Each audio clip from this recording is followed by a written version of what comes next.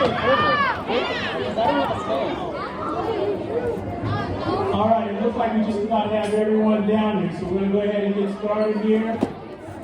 See a couple more folks coming in.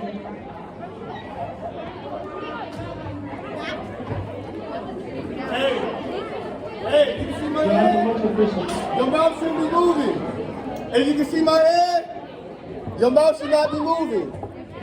If somebody next to you is talking, tell them to shh, please. Because guess what? Hey, we got an agenda today, and we want to hear you guys' voices, man. So, hey, pay respect to the folks next to you, and pay respect to your community in general, all right? Is Oliver here in the cafeteria? Oliver. Come up here. Oliver, can you come up front?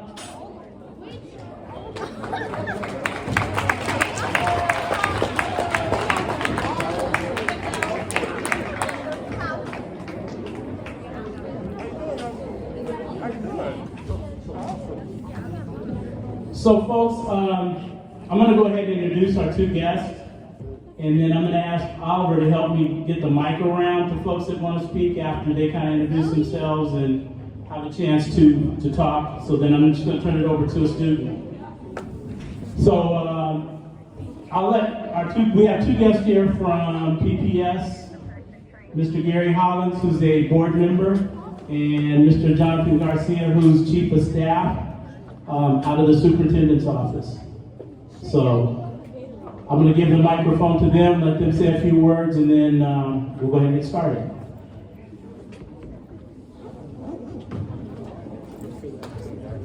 Good afternoon. Good afternoon.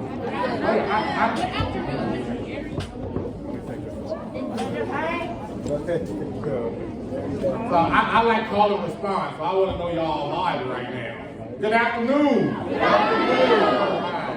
My name is Gary Hollands. I am a newly elected board member of PPS. For those who don't know what that means, is that we elected 7 of us, and we set the direction, we set the agenda for PPS moving forward for all the schools. And so basically it's kind of, we got 7 people who's the boss and everybody else is underneath. So you guys asked for this, now you're getting the people who actually make the decisions, who make the all the decisions on what's going to happen for your school, what's going to happen in your classrooms, and we have folks here like Mr. Garcia here who help make sure that they implement those ideas and those processes. So I'm born and raised here, went to Whitaker Middle School back in the day. For y'all who don't know, that used to be Tubman's big rival. So I went there, I went to Irvington Elementary School, graduated from Benson High School. And yes, technical, any future technics in the house? Technical in the house? Oh, okay. Any future demos in the house? All right. Any generals? Any generals? All right. Okay, got you. All right. So that's just a little bit about me. And I get to hear. So I turn the mic over to Mr. Garcia, but I'm really honored and glad to be here to really hear you guys' voices. Our biggest thing is make sure that we hear from you guys. All right. Good afternoon, everyone. Jonathan Garcia. I'm the chief of staff in the superintendent's office. What that means is I get to help our board members like Gary Hollands and our superintendent in the decision making and in the implementation of these decisions. And so, really, just excited to be here with all of you, to hear you and listen carefully. So, with that, I'm going to turn it over to Oliver. Got it. All right. You got it. Hello, my name's Oliver. Does anybody want to start? I need.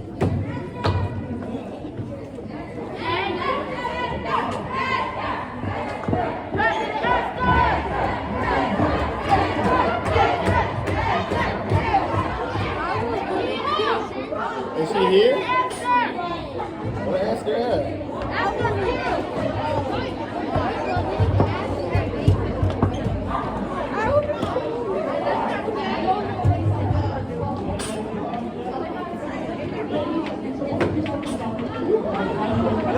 Let him ask a question. Let him ask a question. What the hell?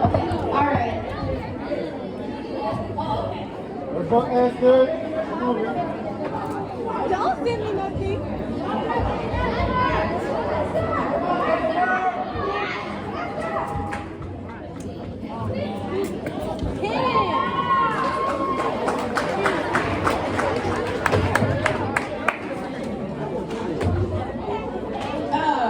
Yes. Okay, so, we love our school and we love our friends and our community and the memories and the bonds that we've made at the school, and I know that everyone will be very sad to see it go. And I know I would, and I know that like I value this school. And I think that right now the freeway expansion is not the most important thing. And I think that like, I think that honestly, like PPS, I feel like we need more support from them, and we need more people on our side to like protect the school, because it is really important, and it's like more. It's important for like the location too, because this could be a really good location for a lot of students, and like this might be the only option for some people and stuff like that. And I think that it's really important that it be protected.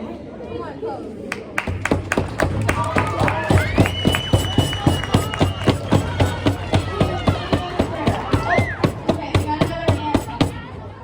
1 minute. Hello, my name is Rod, and I'm in 8th grade. I actually have a question for anyone who wants to answer on the board. And my question is, why were HTMS students informed about the relocation, even if it was just a little idea, or like all the plans got set into motion? And how will the expansion actually improve pollution? Hey, do you want her to repeat that question one more time for you guys? Hey, yeah, it was a loaded one. My question was, why were HTMS students informed about the relocation when it was just a small idea, and how will the freeway expansion help improve pollution? Okay, we're gonna give a second for him to respond.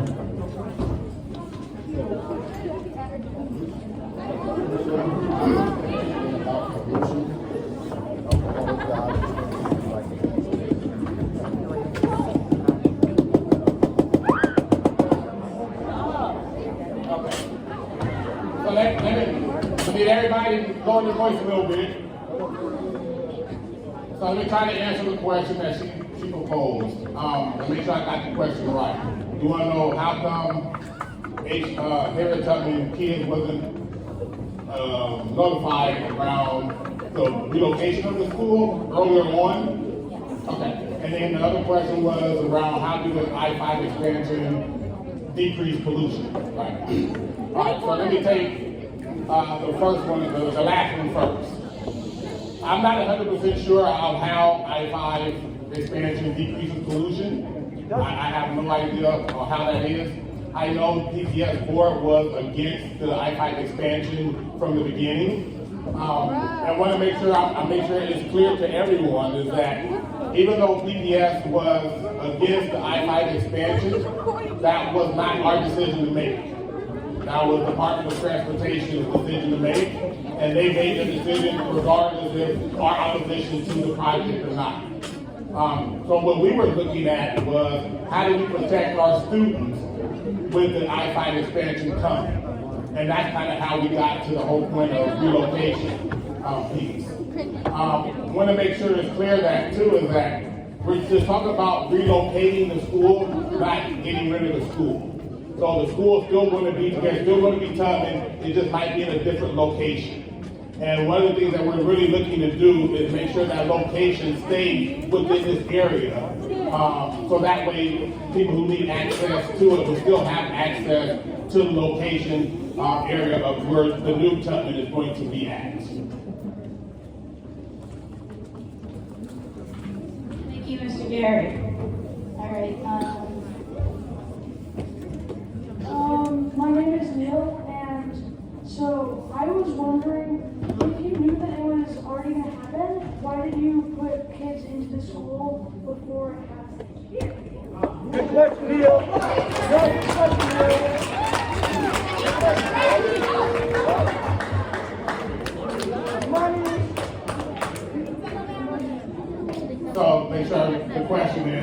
if we knew the expansion was going to happen, why did we bring kids back into the school? Great question. I don't have that answer. I wasn't on the school board at that time. But from my understanding is that when the I-5 expansion wasn't an idea at that particular time, and I thought, and I think they tried to mitigate that with the new filtration system that they put in. So I think that's kind of what happened, but I'm not 100% sure of why they brought kids back, knowing that the I-5 they're going to be expanded. And just from my own personal note, I don't know why they brought Tubman back, knowing that there was already an issue with pollution here in the first place. So. Hi, I just wanted to say something. You said that it was not an idea when we were moving back into the school, correct? Oh no, I don't know if it was. I wasn't here at that time. Oh, okay, never mind. Yeah. Well, I just wanted to say that brainstorming started in 2010. Gotcha. So it was before, it was pretty much before we even closed down. Gotcha. My name is Sadie, and I just want to say that it will actually increase pollution because it is only actually natural that if there is another lane on the highway, that there's going to be more cars on it, more people are going to take that route. It's going to, even if it they somehow kept HTMS here, I'm not in support of it or anything, but if they did, it'd just be more pollution because there's going to be more cars, more routes, and it's probably going to be the same amount of traffic. So there's a lot of other ways to help stop traffic and pollution, better public transport systems around the city and stuff, and a new lane on the highway is just completely not the way to do it.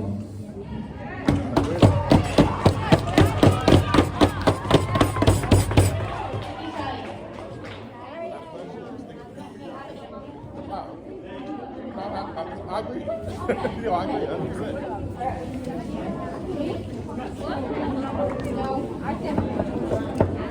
If you're so opposed to this expansion, why is this the first time you've heard from you?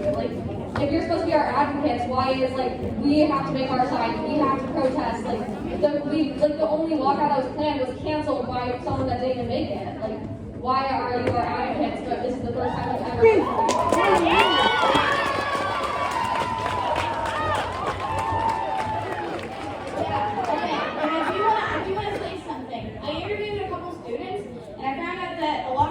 Finding out about this 1 week ago, 2 weeks ago, which is very concerning, considering we're less than 2 months away from the final decision.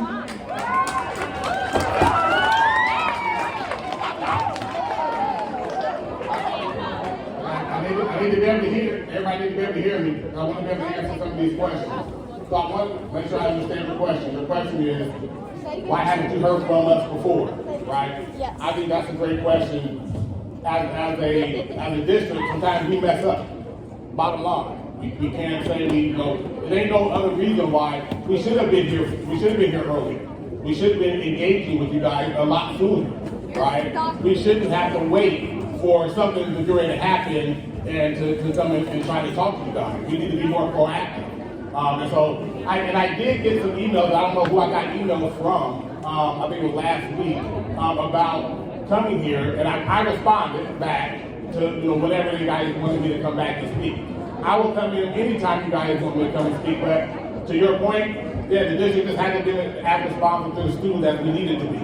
And that's what we're trying to do now, be more proactive and not more reactive. Yep.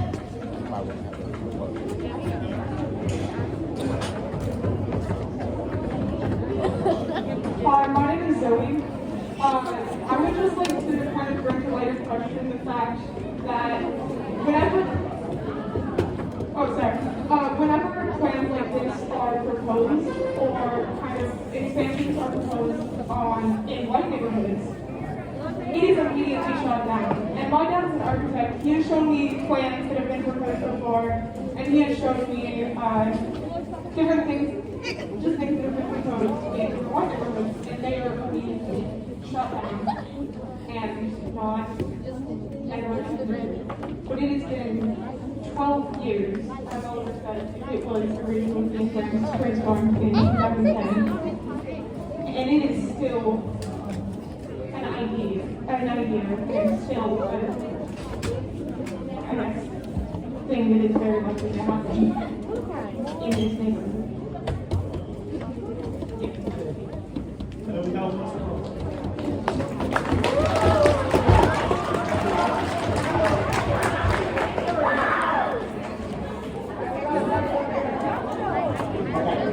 So let me respond back to her statement. I want to make sure I can follow what you're saying. I couldn't hear you like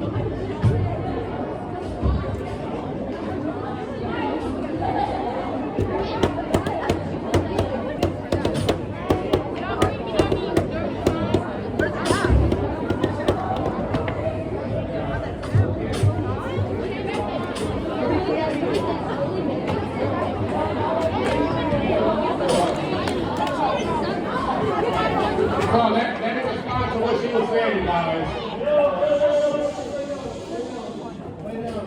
So one of the things that she said was that when things, I'm just trying to respond to what she said. Oh, sorry, my bad. I'm learning that one too. So one of the issues, and this has been going on for decades, and it comes from systemic racist policies and practices that's been happening, especially in black and brown neighborhoods.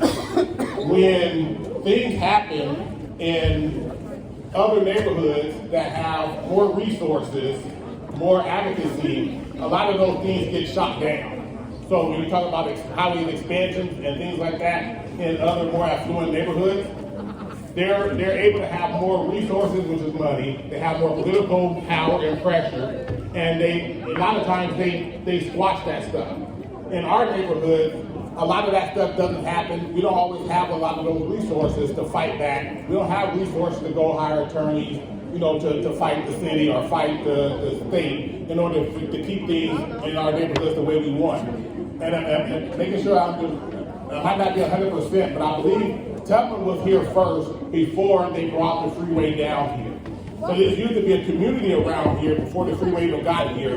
Once again, what happens is they brought the freeway through the historically black neighborhood and put the freeway here, and that's how Tubman ended up being next to the freeway. Tubman was here first. I believe the freeway came second. Hey, Thank you. over there, hey, some of the black kids at that table over there, you want to say something? Maybe we should have maybe some of our efforts. I'll help you. Alright, so look, man, I just feel like Harriet Tubman Middle School should still be here because look, you know what I'm saying? Hey, Black Lives Matter.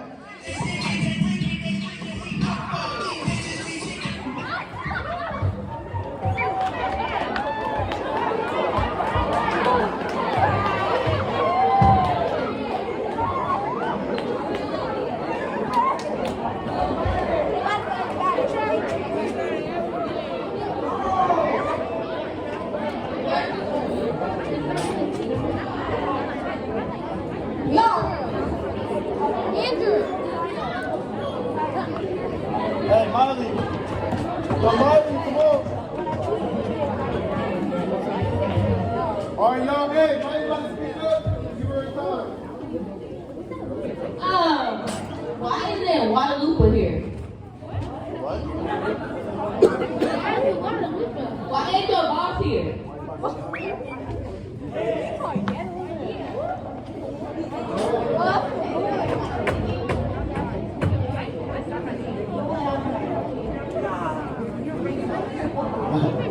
So the question was why is Superintendent Guerrero not here? This was scheduled 24 hours ago, and he has a schedule that's packed, and so I moved my schedule around to make sure to be here. But as we engage as we come back, I'm sure that the superintendent would love to come and meet with you and other students. Thank you.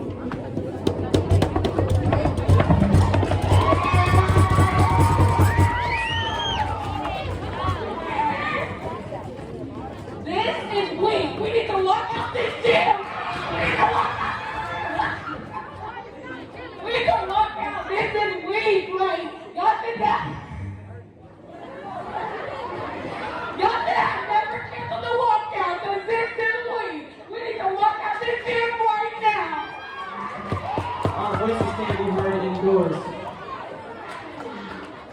Hey, I do a little more passion. Yo, I'm speaking. And every time each one of y'all want to talk, Mr. Hannah's going to listen to you. So I need the same respect back, please. Anytime, Jacoby, y'all need me to open my ears and listen to you, I'm there, so I just need you to take one time, listen to me, and I got y'all, okay? I see you. See, this is what I'm talking about. We want people to take it seriously as black folks. This is like literally a second. Listen, our neighborhood is more than anybody else. But guess what? The main people talking is people that look like me. And that's very discouraging to me. Very discouraging, because all those white kids in the back, y'all see that? They're not saying nothing, but it's not even really affecting them. So why are you even here? Why are y'all even here? Why are you even here? And this is your neighborhood. When you stomping out, you want to walk out. What are you walking out for? You can't even sit there and listen. Everybody wants somebody to listen to them, but you don't want to take the time to listen to somebody else. That makes no sense. I love each and every one of y'all, and I believe in each and every individual in this room. But we got to take time to be able to listen, y'all. All right? So with that being said, we got about 8 minutes till class is going to transition, all right? If you do want to go to class, you can go to class. If you want to stay here, that's also an option if you want to stay here. But I just want to give you guys those options. Also, I'm not finished. Also, I need you guys to pay attention to each other. It's okay, because I'm gonna start excusing people. If you don't want to be here, get up right now and walk to your class. It's okay, I won't judge you, but we're not gonna take up anybody else's time. So who else wanted to ask a question? I saw some ladies in the back. All right, here, I got y'all front too. Hey, we got Ada, and I'm a boom. Can we boom ring it? Hey, I'm gonna give you the room, and we're gonna give you this question, we're gonna answer it, and we're gonna boom ring it to you, okay? Cool. Hi, I'm Sonia.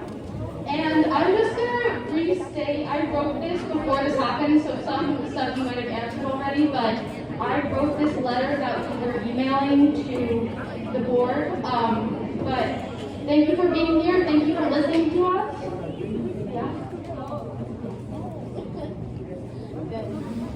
Hey! I love you, man. I want to hear her speak, I want to hear her talk, I want to hear her feel. So please respect at least me to be able to hear what you got to say, okay?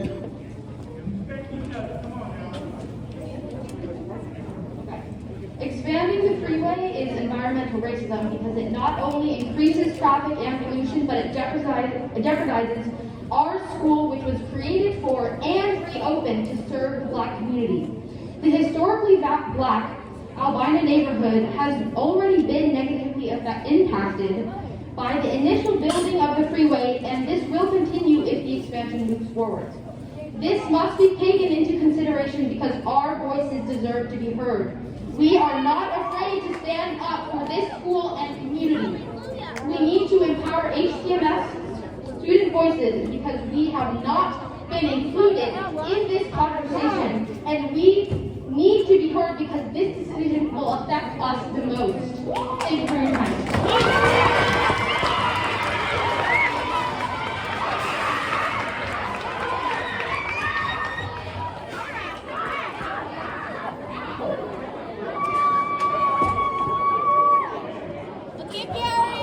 All right. I just want to let everybody know, I agree 100% with that statement. The issue with that statement is we need to focus those conversations and that advocacy towards ODOT. PPS doesn't have that control to tell ODOT no. So I agree 100%. Hey, if we want to have some change, we just make sure we refocus that to who needs to hear that, right? And that would be ODOT. Who needs to hear that information.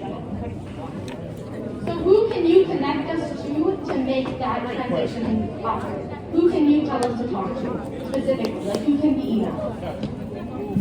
So what I would do is make sure that we get that information to you guys so you can make sure you have that information to do that. Great. I don't know exactly who it is right now, but we'll make sure you get that information because the advocacy needs to be at the folks who actually make the decisions. So I agree with that. So more specifically, I will work with our team as soon as I go back to the office to find who that person is at ODOT, and I will send that information to Principal Bacon, so Principal Bacon will have that information by the end of the day. Because right now I'm feeling that you guys can answer some of our questions, but you can't make real change. And we are here to make the change, and we need to know who to talk to for those decisions. Great!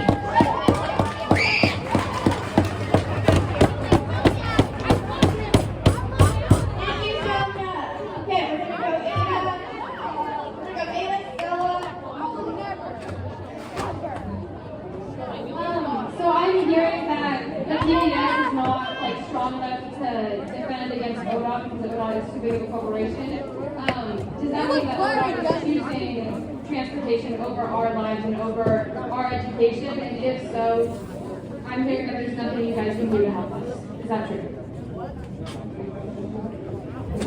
Thank you, Ada.